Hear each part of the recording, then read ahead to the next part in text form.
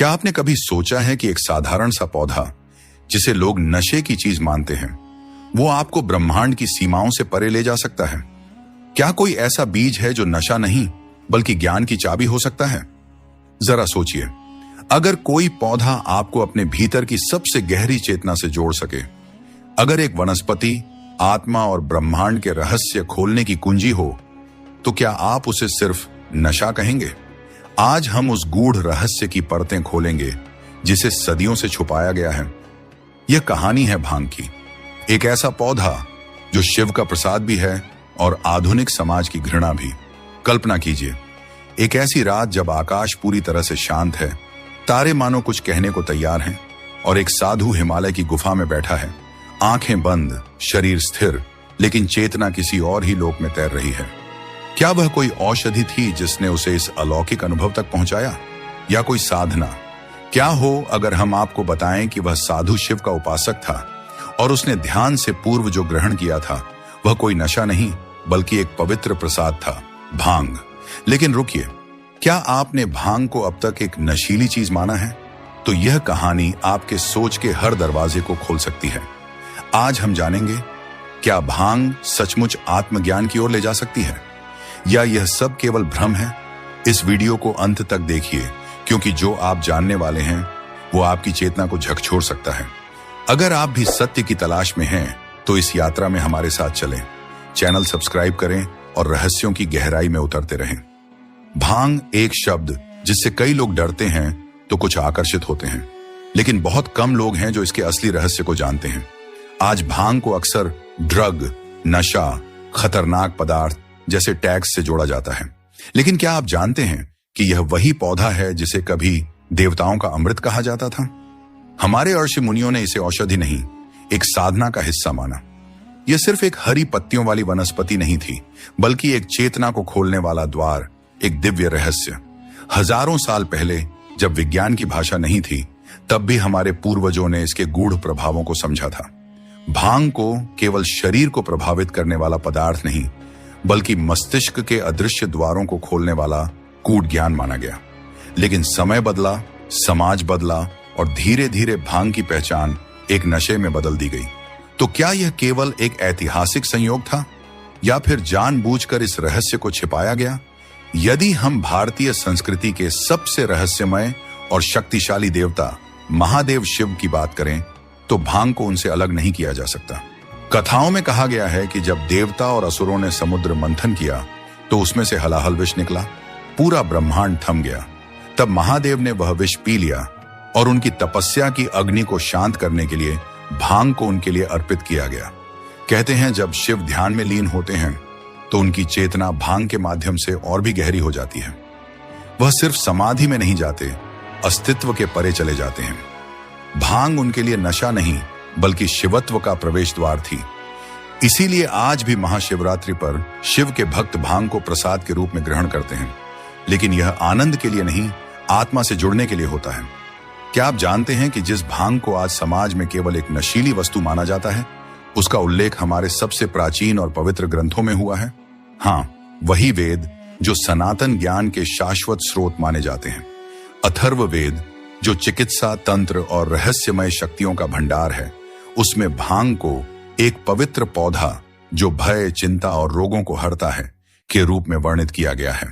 यह केवल एक औषधि नहीं बल्कि दैवीय आशीर्वाद के रूप में प्रतिष्ठित थी। इसमें कहा गया है कि भांग मनुष्य की चेतना को शुद्ध करती है और आत्मिक उन्नति का मार्ग प्रशस्त करती है। ऋग्वेद में जिस सोम रस का बार बार उल्लेख मिलता है, उसे लेकर कई विद्वान मानते हैं कि वह कोई और नहीं बल्कि कैनबिस या उससे संबंधित कोई औषधीय संयोजन हो सकता है। सोम को अमृत कहा गया, वह पदार्थ जिसे देवता स्वयं पीते थे और जिससे अलौकिक शक्तियां जागृत होती थीं। वहीं तंत्र ग्रंथों में भांग का उपयोग विशेष रूप से ध्यान, साधना और मंत्र सिद्धि के लिए किया जाता था। कई तांत्रिक अनुष्ठानों में भांग को प्रसाद के रूप में प्रयोग कर साधक स्वयं को भौतिक जगत से मुक्त करते थे, ताकि चेतना को ब्रह्मांडीय ऊर्जाओं से जोड़ा जा सके। स्पष्ट है, भांग केवल एक वनस्पति नहीं थी, बल्कि एक प्राचीन, गूढ़ और आध्यात्मिक उपकरण थी, जिसे समझने के लिए ज्ञान और अनुशासन की आवश्यकता थी। भांग को लेकर अगर आप यह सोचते हैं कि ये केवल भारत की परंपरा में रही है, तो आप गलत हैं। दुनिया की प्राचीनतम सभ्यताओं मिस्र, चीन, तिब्बत, मेसोपोटामिया और मध्य एशिया में भी इसका प्रयोग रहा है। चीन के महान दार्शनिक लाओ त्से ने इसे ध्यान का धुआं कहा। तिब्बती लामाओं ने इसे चेतना की गूढ़ खिड़की बताया। मिस्र के पुरोहित इसे अंडरवर्ल्ड, नेनार, नेत्रलोक की यात्रा का द्वार मानते थे। अमेरिका के इंडियन शमैन इसे आत्मिक सफाई का औजार कहते थे। ये सभी परंपराएं अलग थीं, लेकिन सबने एक बात को माना, यह पौधा केवल नशा नहीं, ये एक रहस्य है। हमारा मस्तिष्क एक रहस्य है। उसमें ऐसे तंत्र और रसायन हैं जो हमारी चेतना, अनुभूति और अनुभव को नियंत्रित करते हैं। भांग, विशेषकर इसके तत्व थीसी और सीबीडी, हमारे एंडोकैनाबिनॉइड सिस्टम पर कार्य करते हैं। ये वही प्रणाली है जो सुख, ध्यान, नींद और अनुभूति को नियंत्रित करती है।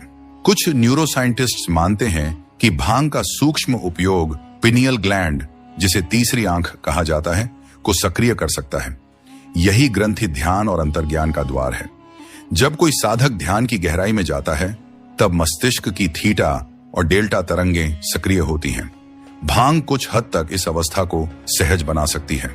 परंतु क्या इसका मतलब यह है कि हर कोई भांग के माध्यम से समाधि में जा सकता है? बिल्कुल नहीं। क्या आपने कभी सोचा है कि ध्यान की गहराइयों में जाने के लिए कोई रहस्यमय मार्ग हो सकता है? क्या भांग केवल आनंद का माध्यम है, या यह उस शून्य की ओर ले जाने वाला द्वार है जहां आत्मा और ब्रह्म एक हो जाते हैं? क्या यह वही रहस्यमयी कुंजी है जिसे साधकों और तांत्रिकों ने सहस्त्राब्दियों से अपने भीतर के ब्रह्मांड के द्वार खोलने के लिए प्रयोग किया? यह सवाल सामान्य नहीं है। ये प्रश्न हैं उस चेतना के द्वार के, जिनके उत्तर केवल वही पा सकता है जो अपने भीतर उतरने को तैयार हो। इस अध्याय में हम उसी द्वार की ओर यात्रा करेंगे जहां पर भांग केवल एक पत्ता नहीं, बल्कि एक साधना यंत्र बन जाती है। आत्मज्ञान की सीढ़ियों पर चढ़ने का एक गूढ़ उपकरण। प्राचीन भारत में साधु और तांत्रिक केवल ध्यान में बैठते नहीं थे, वे ध्यान को जीते थे। उनका हर श्वास, हर संकल्प उस अज्ञात की खोज में था जिसे दुनिया ने परमात्मा कहा। ऐसे साधकों के लिए शरीर केवल एक यंत्र था और मन एक दीवार। उस दीवार को पार करने के लिए उन्होंने प्राकृतिक साधनों की खोज की, और यहीं पर उनका सामना हुआ एक रहस्यमय वनस्पति से, भांग। कहते हैं कुछ तांत्रिक परंपराओं में भांग को काया से माया हटाने का पात्र माना गया। ये वही साधु होते थे जो शिव को अपने गुरु और मार्गदर्शक मानते थे। वे जानते थे कि शिव समाधि में क्यों लीन रहते हैं, और उन्होंने यह भी जाना कि भांग उन्हें उस अवस्था तक कैसे ले जा सकती है। इस पौधे का सेवन वे केवल विशेष अवसरों पर करते थे, जब ग्रह, तारे और आत्मा सभी एक सीध में आ जाएं। वह कोई रोजमर्रा की आदत नहीं थी, वह एक अभिषेक था चेतना का। ध्यान कोई रहस्य नहीं रहा। आधुनिक विज्ञान भी अब यह स्वीकार कर चुका है कि ध्यान के समय मस्तिष्क अल्फा, थीटा और डेल्टा तरंगों में कार्य करता है, जो सामान्य चेतना से बिल्कुल अलग अनुभव प्रदान करती है। ध्यान के गहरे स्तर पर पहुंचने के लिए मस्तिष्क को शांत होना पड़ता है, इंद्रियां निष्क्रिय और अहंकार तिरोहित होना चाहिए। अब यहां एक रहस्य और सामने आता है। भांग के कुछ विशिष्ट तत्व जैसे टीएचसी और सीबीडी मस्तिष्क के एंडोकैनाबिनॉइड सिस्टम पर असर डालते हैं। ये पदार्थ मस्तिष्क की उन संरचनाओं को सक्रिय करते हैं जो चिंता, भय और समय की अनुभूति से जुड़ी होती हैं। जब ये बंद हो जाती हैं, तो व्यक्ति एक नई चेतना में प्रवेश करता है, जहां ध्यान स्वाभाविक रूप से गहरा हो जाता है। तांत्रिकों ने शायद इसे आधुनिक विज्ञान से पहले ही समझ लिया था। भारत की हर योग परंपरा में तीसरी आंख का उल्लेख है। यह आज्ञा चक्र वह बिंदु है जहां से अंतरात्मा देखती है। आधुनिक विज्ञान इस चक्र को पीनियल ग्लैंड कहता है, जो मस्तिष्क के बीचों बीच स्थित होता है और मेलाटोनिन नामक हार्मोन का निर्माण करता है, जो नींद, स्वप्न और अंतर्दृष्टि से जुड़ा होता है। कुछ अध्यात्मवादी मानते हैं कि भांग का सूक्ष्म प्रभाव इसी पीनियल ग्लैंड पर होता है। जैसे ही इसका असर शुरू होता है, व्यक्ति का दूसरा बोध सक्रिय होने लगता है। यहीं से वह देखता है वो जो आंखों से नहीं दिखता। तीसरी आंख वह दर्पण बन जाती है जिसमें आत्मा स्वयं को पहचानती है। शिव को योगीश्वर कहा गया है, योग का अधिपति, ध्यान का आदि पुरुष। पौराणिक कथाओं में वर्णित है कि शिव सदा समाधि में लीन रहते हैं और उनका प्रिय प्रसाद है भांग। पर क्या इसका अर्थ है कि शिव नशे में रहते हैं? बिल्कुल नहीं। इसका अर्थ है कि भांग उस साधन का प्रतीक है जो साधक को माया से परे ले जाता है। शिव की समाधि का रहस्य उनके शिवत्व में है, जहां मैं मिट जाता है और केवल हूं रह जाता है। तांत्रिकों ने जब शिव की साधना की तो उन्होंने भांग को उसी भाव से ग्रहण किया, न नशे के रूप में बल्कि एक पुल के रूप में जो साधारण मनुष्य को चित्त की चरम अवस्था तक ले जाए। तंत्र, योग और भक्ति ये तीनों ही साधना के प्रमुख मार्ग हैं। तंत्र साधना में विशेष वनस्पतियों का उपयोग स्वीकार्य रहा है। पंच मकारों में एक मदा या मदिरा था, लेकिन उसका अर्थ कोई शराब नहीं बल्कि वह दिव्य रस था जो साधक को चेतना की एक नई अवस्था में ले जाए। योग परंपरा में भांग का स्थान सीमित रहा, लेकिन कुछ विशेष कपालभाति, कुंडलिनी जागरण या त्राटक ध्यान में इसे मनोद्वार खोलने के उपकरण के रूप में देखा गया। वहीं भक्ति मार्ग में शिव को भांग अर्पण करने का अर्थ था, हे शिव, यह मेरा अहंकार है, इसे प्रसाद स्वरूप स्वीकार कर इसे नष्ट कर दो। जब कोई साधक भांग का उपयोग करता है तो उसका चित्त खुलने लगता है। ऐसे समय पर यदि वह मंत्र जाप जैसे AUM नमः शिवाय या सोहम करता है तो वह ध्वनि तरंग उसके मस्तिष्क के अंदर गूंजती है और गहरी स्थिति में प्रवेश करवाती है। मुद्राएं जैसे ज्ञान मुद्रा, शून्य मुद्रा या अनाहत मुद्रा शरीर की ऊर्जा को विशेष मार्गों में प्रवाहित करती है। जब भांग का सूक्ष्म प्रभाव इन मुद्राओं और मंत्रों के साथ समन्वय में होता है तब साधक सिद्ध बनता है, ऐसा व्यक्ति जो अपनी ही चेतना का साक्षात्कार करता है। सामान्यतः हमारी चेतना 4 अवस्थाओं में कार्य करती है: जागृत, स्वप्न, सुषुप्ति और तुरीय। भांग इन अवस्थाओं के बीच की रेखाएं मिटा देती हैं, जिससे साधक तुरीयातीत स्थिति में प्रवेश कर सकता है, जहां कोई द्वंद्व नहीं, कोई मैं नहीं, केवल शिवत्व है। तंत्र ग्रंथों में वर्णन है कि जब साधक ध्यान के साथ भांग का सीमित और संयमित उपयोग करता है तो वह समाधि की दहलीज पर पहुंच जाता है। यह अवस्था वह नहीं होती जो किसी कल्पना में है, बल्कि वह इतनी वास्तविक होती है कि व्यक्ति आत्मा और परमात्मा के बीच की दीवार को गिरा देता है। क्या ये रहस्य आपकी आत्मा को छू रहे हैं? तो रुके नहीं, अभी वीडियो को लाइक करें और सब्सक्राइब करें हमारे चैनल को, क्योंकि ऐसी ही अद्भुत यात्राएं आपका इंतजार कर रही हैं। जब बात आती है तंत्र की चरम सीमाओं की, तो अघोरी परंपरा का नाम सबसे ऊपर आता है। अघोरी साधु उन स्थलों पर रहते हैं जहां आम जन जाना भी पाप समझता है। श्मशान, वीरान जंगल, निर्जन घाट। लक्ष्य किसी डर को जीतना नहीं होता, बल्कि उस डर की वास्तविकता को पहचानना होता है। अघोरी भांग का सेवन विशेष रीतियों से करते हैं। वे इसे तंत्र के दक्षिण मार्ग के औषधीय उपकरण की तरह प्रयोग करते हैं। ध्यान दें, यह कोई मौज मस्ती या रसास्वादन का साधन नहीं होता। यह केवल उस चेतना के द्वार को खोलने का माध्यम होता है जो आम जीवन के लिए बंद रहता है। अघोरी जब भांग के साथ ध्यान में जाते हैं तो वे अपने शरीर, विचार और अहंकार की सीमाएं छोड़ देते हैं। वे इस जीवन को मृत्यु की गोद में रखकर परम जीवन की खोज करते हैं। यह प्रक्रिया खतरनाक होती है, क्योंकि अगर साधना की शुद्धता न हो तो मन विकृत हो सकता है। इसलिए यह मार्ग केवल उन्हीं के लिए होता है जो आत्मा के गहन रहस्यों से टकराने को तैयार होते हैं। भारतीय तंत्र और योग में एक गूढ़ सिद्धांत है, नाद योग। यह वह साधना है जिसमें ध्वनि को साधन माना गया है। AUM की ध्वनि को ब्रह्मांड की मूल ध्वनि कहा जाता है और इस नाद के माध्यम से चेतना के स्तरों में प्रवेश संभव है। जब कोई साधक भांग के प्रभाव में होकर नादयोग करता है, जैसे बीन की धुन, डमरू, घंटी या विशेष बीज मंत्र, तब उसकी चेतना उस ध्वनि के साथ यात्रा करती है। उस समय शरीर और मस्तिष्क के सारे बंधन ढीले हो जाते हैं और वह ध्वनि में समाहित हो जाता है। नाद तब केवल श्रवण का विषय नहीं रहता, वह एक अनुभव बन जाता है। एक रहस्य यह भी है कि भांग का गहन प्रभाव समय की अनुभूति पर पड़ता है। वैज्ञानिक भी मानते हैं कि थीसी जैसे यौगिक मस्तिष्क के टेम्परल लोब इस पर असर डालते हैं, जिससे व्यक्ति को समय धीमा, ठहरा हुआ या विस्तार लिए प्रतीत होता है। योग शास्त्र में समय का पार होना ही कालातीत अवस्था कहलाती है। इस अवस्था में साधक को लगता है जैसे वह अतीत, वर्तमान और भविष्य तीनों को एक साथ देख रहा है। कई साधकों के अनुभवों में यह देखा गया है कि ध्यान की चरम अवस्था में भांग की सहायता से वे अतीत के दृश्यों को पुनः देख सके और कुछ ने तो भविष्य की झलकें तक पाई हैं। क्या यह केवल मस्तिष्क का भ्रम है या वास्तव में चेतना उस स्तर तक पहुंच सकती है जहां समय एक भ्रम है। पिछले कुछ वर्षों में भांग और मेडिटेशन पर कई अध्ययन हुए हैं। अमेरिका और इजराइल जैसे देशों में कुछ वैज्ञानिकों ने यह पाया कि सीमित मात्रा में भांग के सेवन से मस्तिष्क में डिफॉल्ट मोड नेटवर्क धीमा पड़ता है, जो आत्मचिंतन और ध्यान के दौरान सक्रिय रहता है। जब यह नेटवर्क धीमा होता है, तब व्यक्ति विचारों के पीछे झांक सकता है, उस बिंदु पर पहुंचता है जहां विचार और विचारक के बीच की दूरी मिट जाती है। यह वही अवस्था है जिसे ध्यान में एकाग्र समाधि कहा गया है। यानी विज्ञान भी अब धीरे धीरे इस दिशा में जा रहा है, जिसे हमारे तांत्रिकों और योगियों ने हजारों साल पहले देखा, जिया और सहेजा था। कई आधुनिक साधक जो हिमालय की कंदराओं में वर्षों से ध्यान कर रहे हैं, बताते हैं कि भांग को ध्यानपूर्वक, एकाग्रता से और विशेष मंत्रों के साथ लेने पर मन अत्यंत शांत हो जाता है।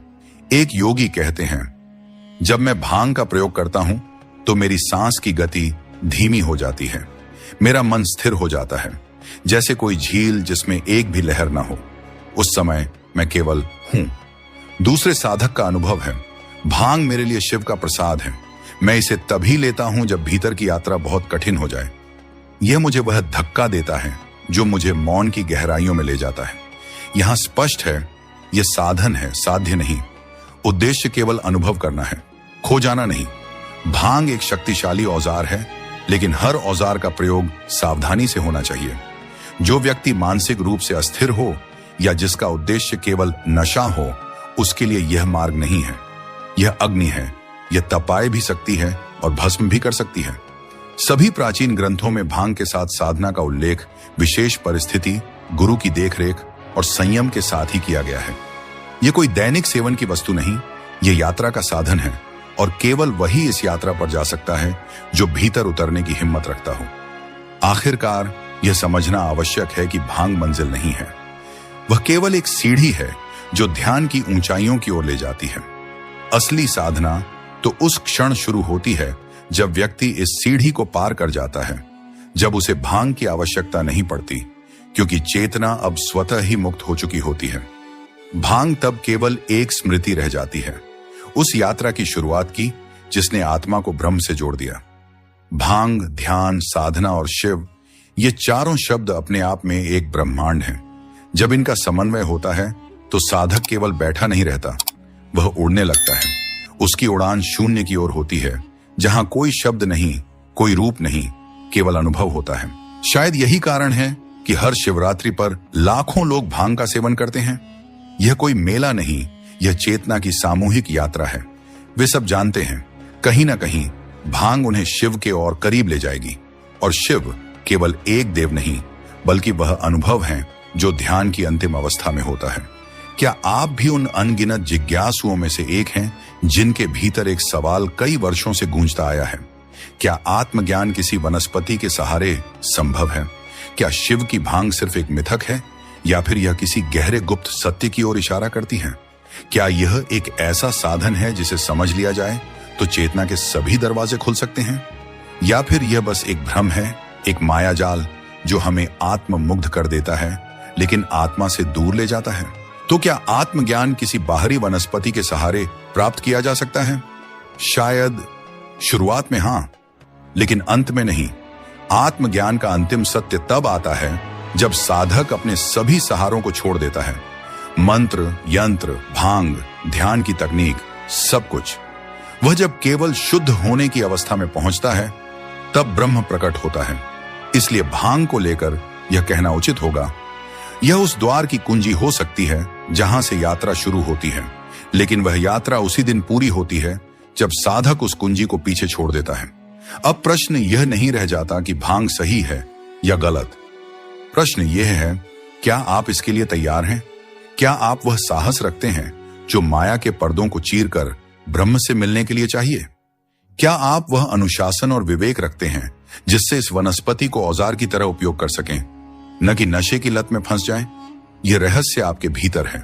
और इस वीडियो का अंतिम प्रश्न भी, क्या आप उस साधक की तरह हैं जो बाहरी साधनों को छोड़कर अंततः स्वयं की आत्मा से जुड़ता है, या फिर आप अभी भी भ्रम और ब्रह्म के बीच झूलते हुए एक उत्तर की तलाश में हैं? अब जब आप इस रहस्य की गहराइयों तक पहुंच ही चुके हैं, तो अगली यात्रा के लिए तैयार रहिए। इस वीडियो को लाइक करें, चैनल को सब्सक्राइब